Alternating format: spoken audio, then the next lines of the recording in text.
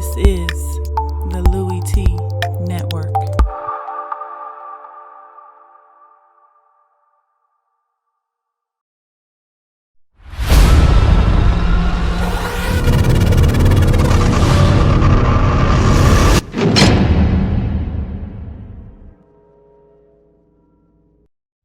Who else could it be but me, your man, Louie Tee? Welcome to Lockdown Coverage, week number 14 in the National Football League.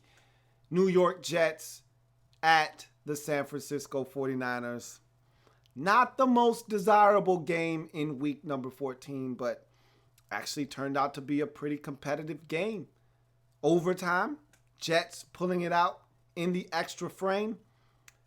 49ers had every opportunity to make this thing a blowout.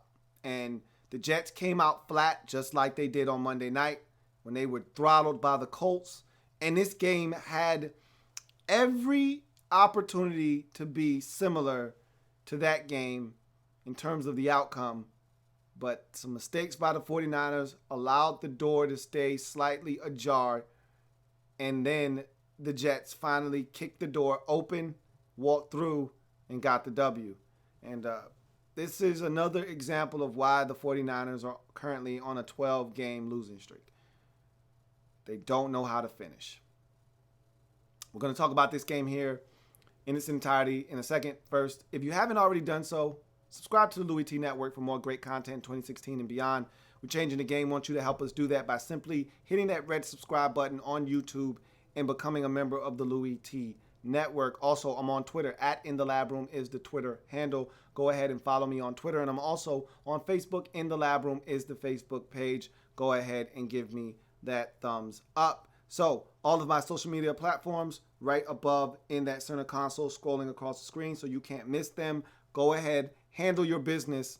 Like, follow, and most importantly, subscribe to the Louie Tee Network if you haven't already done so. So, that being said, let's break this game down. We start with the team that got it done in this game, the New York Jets, notching their, where are we at? Their third or fourth win of the season. I think this was win number 4 for the Jets, getting them to 4-9 on the season. And it started off rough, okay? Bryce Petty throws a pick on the first possession. 49ers turn that pick into a touchdown immediately as Kaepernick finds the running back who had a hell of a game. Carlos Hyde was a man possessed in this game, and he didn't have a bunch of touches to have to do it either. Catches a pass, gets into the end zone, 17 carries, 193 yards for Carlos Hyde in this game. At one point, at the halftime break, he was averaging 20 yards per tote, 7 carries, and like 100 and some odd yards for 20 a pop. You're talking about 7 times 20 is 140, so he's probably right around 141 or something like that. Because it was 20.1 yards a carry. It was ridiculous. In any event, he had a monster day, but this Jets team, they persevered. They got down early. Like I said, this looked like it had blowout written all over it. 49ers jumped on top of the Jets in this game. It was 14-0 at one point, 17-3. And you thought, yep, it's going to be a blowout. But a couple of missed opportunities by the 49ers, and the Jets just hung around. Bryce Petty didn't make any more mistakes. Had some close calls. Quincy Enunwa had a catch where if he doesn't stretch his arm out and catch the football, it's going to be a pick. Jimmy Ward is going to pick this ball off, and it's probably a pick 6. So he had some close calls, did Bryce Petty in this game. But when it was all said and done, Matt Forte goes down early, and you thought that was going to be a big injury in this game. But like I've said before, one of the most unsung, unheralded backs in this league, a guy that needs more attention that doesn't get it, is Bilal Powell. And he came in relief of Matt Forte, who sustained an injury that the Jets are saying is day-to-day and not as serious as they thought initially. And he lit it up. 20-some-odd carries, 145 yards or so. the game-winning touchdown in overtime, 2 touchdowns on the afternoon. He was huge in this game, was Bilal Powell. And he's not only a guy that can tote the rock, he can catch it out of the backfield. He can pass protect. He can do it all. Love Bilal Powell and what he brings to the table. And you saw what this guy can do in this game as, of course, with a rookie not a rookie quarterback, but a guy making his second career NFL start. You're going to have to heavily lean on the running game. And Bilal Powell afforded the Jets that opportunity by running it so effectively. And like I said, they got down early in this game, but they were able to hang in there and give themselves a shot. And they got back into this game, and they stole it from them in overtime. Bryce Petty played well. Like I said, despite the interception early, he bounced back, avoided any more mistakes, thought he did some good things. He had some really good connections with Robbie Anderson. They start throwing the football to the tight end position now. Bostic with a catch. Also saw Austin Seferian-Jenkins with a catch. So he's spreading the football around. Thought he did some good things. Thought Bryce Petty really showed the ability to maybe have a shot. After the first game, I was like, I don't know about this guy. This wasn't bad. Obviously, we need to see more. Obviously, this was the San Francisco 49ers. But it was a comeback nonetheless. In overtime, you're down big. Could have folded in and packed up the tent like you did on Monday night versus the Colts. But you didn't. You fought. You showed resiliency, and I'm glad they won this game because I don't want to hear about Todd Bowles being fired. I think that's an asinine storyline. I think it makes zero sense. The guy won 10 games with Ryan Fitzpatrick last year. Then had to go through a whole bunch of nonsense this offseason just to get him to come back on a one-year deal.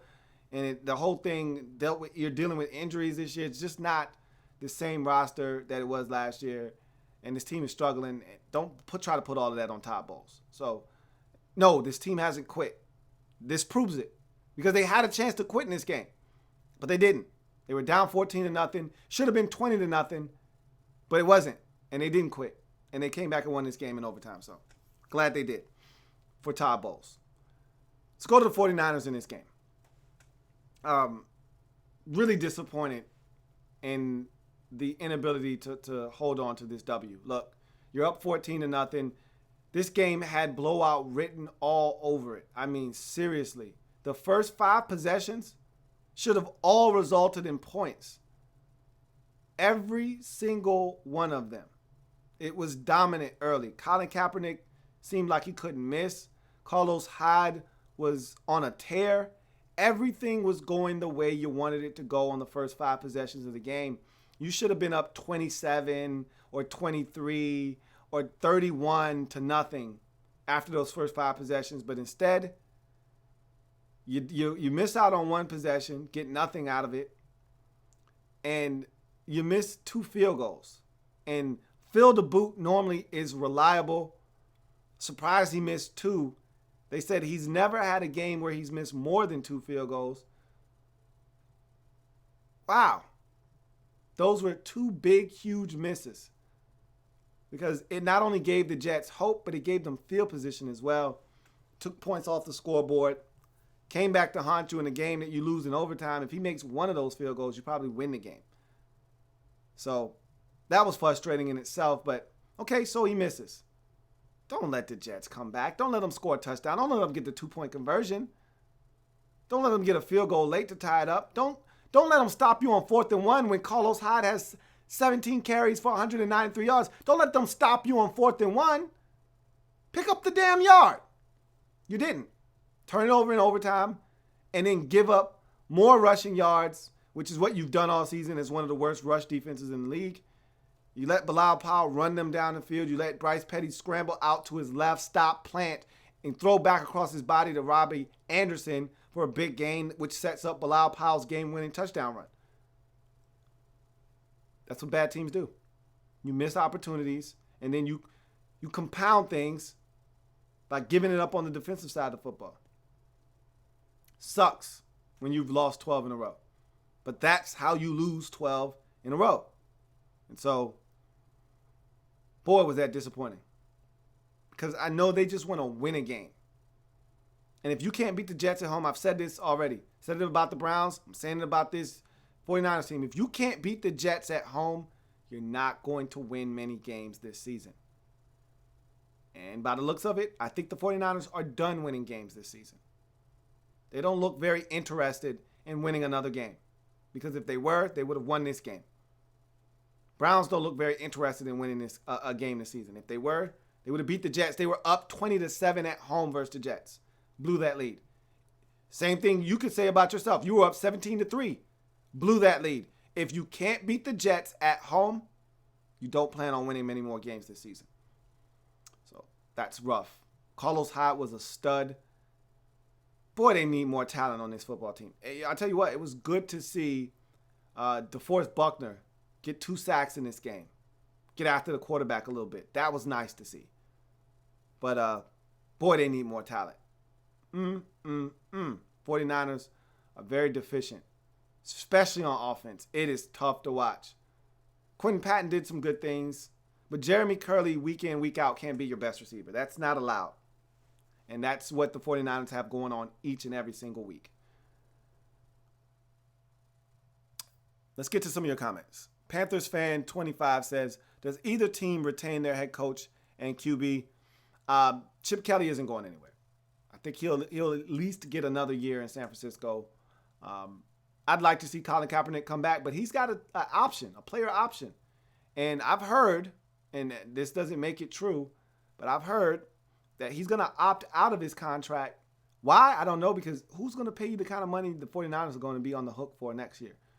I don't know of any team out there that's going to say, hey, yep, we're going to pay Colin Kaepernick X amount of millions of dollars, which is what the 49ers are on the hook for. But if he wants to opt out, so be it. Knock yourself out. But I hope. Now, this one I'm not as sure about. Chip Kelly's going to definitely be back in San Francisco. I can't say the same for Todd Bowles in New York. I hope he's back. He doesn't deserve to be fired. But you know how New York is. Woody Johnson is easily swayed by the New York media and the fans. He may do something rash there. I don't know. We'll see. Bernard543 says, Petty is honestly better than Fitzpatrick. Ryan Fitzpatrick, like I said, it's not that Petty's better than him. We just know what Ryan Fitzpatrick is at this point of his career. We've seen him in like 7 different stops. We know what Ryan Fitzpatrick is capable of. We know that he's good for some turnovers. He'll giveth, he'll taketh away. You don't need to see any more Ryan Fitzpatrick. With Bryce Petty, you don't know what you have. You don't know what he could become. So you need to let him play. And so I think Petty could be better than him, but could and are 2 different things. And I'm not ready to say that he is better than Fitzpatrick right now. If you were to ask me which one of those quarterbacks gives you the best chance to win, of course it's Ryan Fitzpatrick. Right now, if you're looking to win, right now, if you needed to win a game next week, Fitzpatrick gives you the best chance to win. But who overall is the guy you're looking to develop and have a chance to see if he's got something? It's Petty, and that's what you should be doing right now. Panther fan 25 says, is this Revis' final year, or do you see him coming back? I've been hearing a lot of conflicting reports. You know, Revis is saying, I'm fine, I'm good. I'm hearing other people say, hey, Revis says he doesn't want to play anymore. You know, I've always looked at Darrelle Revis as a guy that would make a great safety after he was done at the cornerback position. Once his athleticism and speed starts to decline, go to safety. You're a smart football player. You make plays on the football, go to safety. But he's always said, I'm not good in off coverage, which that's what safety is, off coverage. Reading the quarterback's eyes and making plays. And if he doesn't think he can do that effectively, then yes, he does need to retire. This does need to be his final year. But he claims the wrist injury is to blame for a lot of his struggles this year at the cornerback position because he likes to press, and that wrist injury stops him from doing so. Whatever, you're just not that same guy anymore. You're older now. So in my mind, I think that he just needs to go ahead and either make the change to safety or wrap it up. One or the other. Rusty Kristen Russell says, what are my Jets' final records? 4-12, 5-11, 6-10, 7-9. Let's see. You have the Dolphins on Saturday night, which could go either way because Matt Moore is starting that game. After that, I don't know who your remaining games are. I know You have the Bills in week 17, but I don't know who your week 16 opponent is. I'd say you win one more game. So I think you're 4-9 right now. I think that's your record. I'm gonna look down here at the bottom. I'm gonna assume that you're 4-9 right now. I think you've won 4 games this season. You'll get to 5-11. You'll beat someone else this season. You'll get one more win. Your best possible record is 6-10. You'll win 2 more. I don't see that happening. You got one more W in you somewhere down the line. Bills, Dolphins. You'll beat somebody, but you're not winning more than one more game. You're not winning more than 6. That's your max. So yeah, 4-9 right now. I'll give you one more. So 5-11 will be your final record in New York. That's what I'm going with. Jake Butler says, who are the best young players that the 49ers can build around? Obviously, the guys that you've spent high-level draft picks on over the last couple of years are the ones you want to build around. Carlos Hyde is a guy that is awesome. You saw him on display. His thing is health. Can he stay healthy? But when he's healthy, he's a beast. You just drafted Joshua Garnett out of Stanford. He needs to be a solid rock for you on the offensive line. So you're hoping that he's going to be a guy that's going to play guard for you for years to come. On the defensive side of football, that's all you got on offense. That's all you got on offense in terms of cornerstone type players. Defensively, you flip the script, and there's plenty of those guys on that side of the ball. They've spent a lot of resources on defense. You're hoping Eric Armstead is going to be good. So same thing with DeForest Buckner. Those are both first-round picks from Oregon. So you're hoping those guys are big-time players for you. You're hoping that in the secondary, I really like Rashard Robinson. I really, really like Rashard Robinson out of LSU. I think he's a guy you can build around if he can keep his head screwed on straight. He's so long. He's so athletic. He's so talented. Like him at one of the cornerback positions. Of course, Eric Reed, again, another one of these guys. Can he stay healthy? He's already had like 3 or 4 concussions. You start to worry about his long-term health and his ability to play this game for many more years. But when he's healthy and right, he's good. Jimmy Ward is a guy you spent a high draft pick on. So you want him to turn out to be really good. So there's some pieces on the defensive side of the football. And, of course, Navarro Bowman, when he's healthy, he's an animal. But those are the guys that you look at defensively and you say, okay, we can do some things with these guys. They got some stuff on defense. It's not defense that troubles me. Even though they haven't played up to par this year, it all really went downhill once Bowman went down. But make no mistake about it. Offense is where this team struggles. Offense is where this team needs to spend and devote a ton of resources in the offseason. That's the side of the ball where you look and you say, man, there's nothing here. This cupboard is bare. And it's on the offensive side of the football. And they like Vance McDonald. I like Vance McDonald, too. They just gave him a new contract. So I'll throw him in there as well as another one of those guys that I think can be a cornerstone type of player for you on the offensive side of the football. Rusty Kristen Russell says, who starts for the Jets next year at quarterback? Hard to say. You know, this offseason, first of all, who's your head coach? Is Todd Bowles still going to be there? Do you have the same coaches in place? That's going to tell a lot of the story there. But also, is it an open competition? Does Bryce Petty finish out this season strong, winning 3 out of the final 4 games? Looks impressive doing so, and they give him an opportunity to go into the offseason as the starter? Or do they say, nope, open competition? You know, whoever's on the roster gets a shot. That includes Christian Hackenberg. Hard to really say right now. A lot of different factors are going to affect who the starting quarterback for the Jets turns out to be next season. Andre Mogul says, you said it yourself, this team looks like they just gave up on Bowles. That was last week. They didn't this week. And that was good to see. Because early, like I said, early in this game, they looked like a team that had given up. They were down 17-3 in this game. They were down 14-0 in this game. This game, if Phil Dawson doesn't miss 2 early field goals, this game is 20-0. 20-0. They were done. They were gonna fold on him again. And then those missed field goals happened, and they got a little bit of momentum, and they were able to hang around. So it didn't look good. That's right. The Jets play the Patriots again, this time in Foxborough. So they've got 3 games left in the division. 2 of those 3 are on the road. That's tough sledding for the Jets. They're going to win one more game. 5-11. Mo I says, should Kaepernick be given another chance to start at quarterback next season? I hope so. First of all, I hope he comes back. I hope he doesn't opt out of his deal.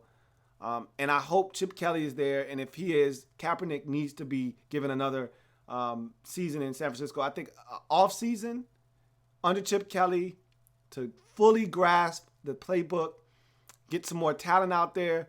This could be a really dynamic offense with some more pieces out there. Kaepernick is good enough to get it done under Chip Kelly.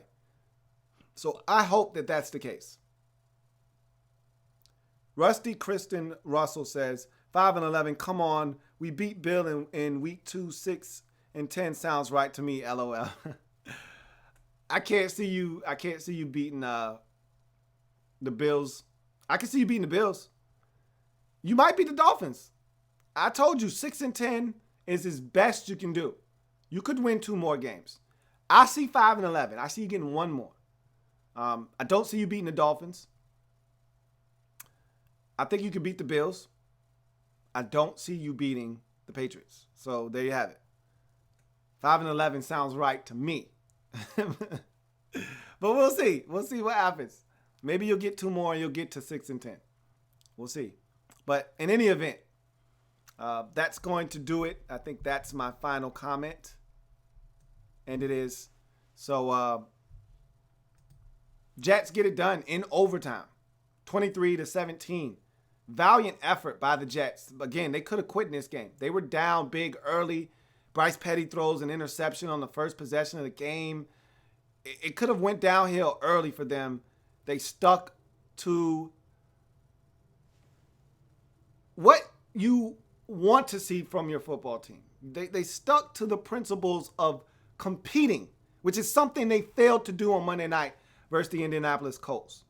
And that was good to see that they actually didn't pack it in and didn't give up, and they didn't quit on Todd Bowles, and they got it done. And Bryce Petty thought he played well after the mistake. Thought he settled down, he settled in, and he gave them a shot, along with Bilal Powell, who was the real MVP of this game for the Jets on the offensive side of the football. For the 49ers, just really disappointing. To be up big early and to miss some opportunities and to let this game slip through your fingers. 12 straight losses. Wow. That's tough to do. If it happens in the National Football League, whether big or small, we cover it all here on the Louie Tee Network on lockdown coverage. Week 14 officially in the books on lockdown coverage. Remember, we're changing the game 1 live feed at a time. Jets get the win, go to 4-9 on the season. 49ers lose their 12th straight. They're now 1-12 on the season. It's going to do it for me here. I'll see you guys tomorrow for the Redskins Report live. Until then, have a good one. Take care. Good night. God bless. Have a good one.